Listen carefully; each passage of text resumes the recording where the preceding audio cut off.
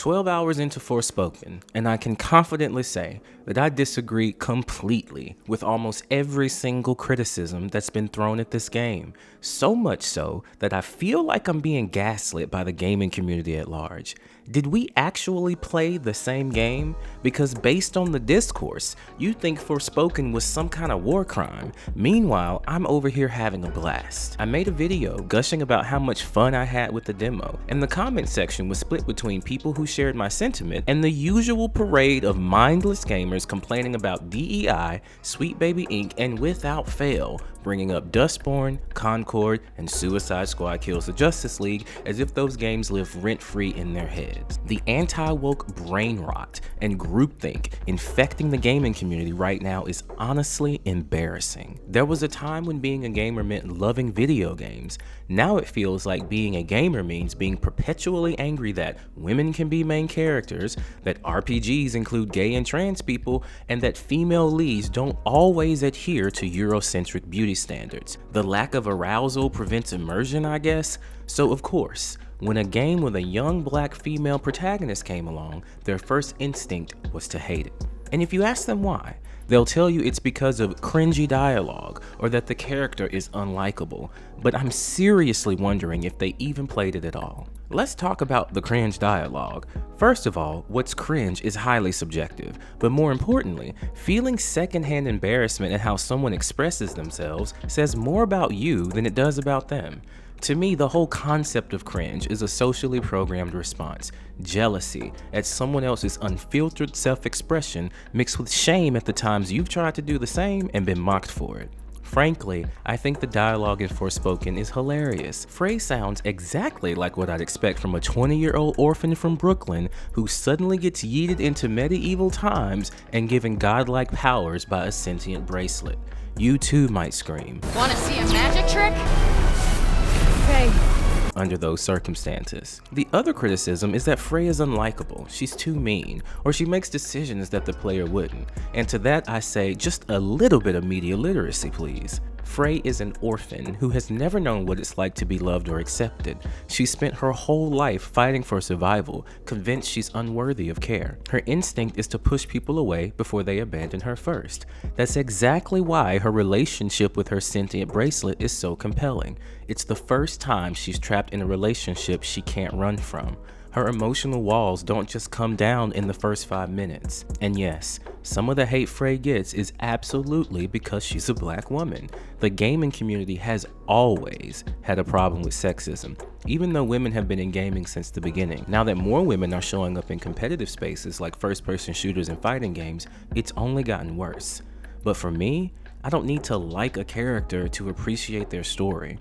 And honestly, up to this point, the worst thing Frey has done is get annoyed at a townsperson for calling her a hero when she never asked for that responsibility.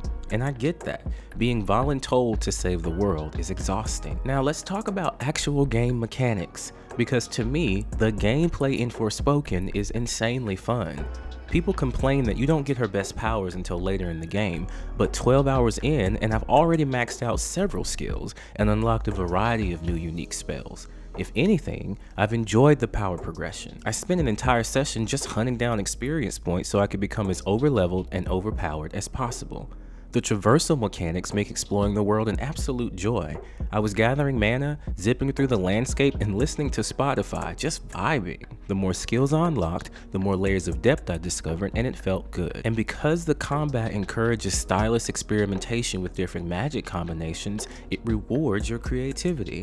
And that's how you make a combat system engaging. Then there are the enemies, zombie-like humanoids, winged beasts, corrupted wildlife, all affected by the malevolent force called the Break. Even better, there are mutated versions that require different strategies to take down. And the bosses, exhilarating. I play on the hardest difficulty and some fights have felt Souls-like in their intensity. My question is, why has nobody talked about how good the boss battles are? From the first dragon to the sea serpent to the Tanta battles, they're all fantastic, and yet all I ever heard was cringe dialogue. I experience games sensory first. I don't just play for the mechanics, I play for the full package. I love Nier Automata as much for its music as for the game itself. I play Tekken 8 as much for the fashion as for the plus frames. I immerse myself in the atmosphere, the world building, and the artistry. I don't buy games on day one. I stopped doing that years ago, so it's not about getting my money's worth. It's about enjoying the experience. I wait for sales, which means I never feel burned out by cash grabs or half-finished games. I get the complete experience, DLC included, at a fraction of the cost. To me, there are two types of gamers, the mindful and the impulsive.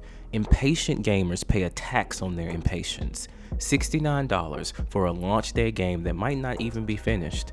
Meanwhile, I get steep discounts and even some of the bad games for free, like Suicide Squad Kills the Justice League. Somehow, these impatient gamers have come to represent all of us, but we aren't all like that. As bad as Dustborn was, it was only $30, and while it failed in so many ways, it also had moments of interesting dialogue and a willingness to tackle mature themes. I don't feel like other gamers. I don't identify with the hatred and the frustration. I don't play games to find out what's wrong, I play to enjoy what's right. I'm well aware that there have been a bunch, multiple, wonderful games released over the past year, over the past decade, and if I sat down to play them all, I would be 70, 80 years old before I got done. All games are awesome, but I am mature enough to understand that not all games are for me. So what does this mean for my channel?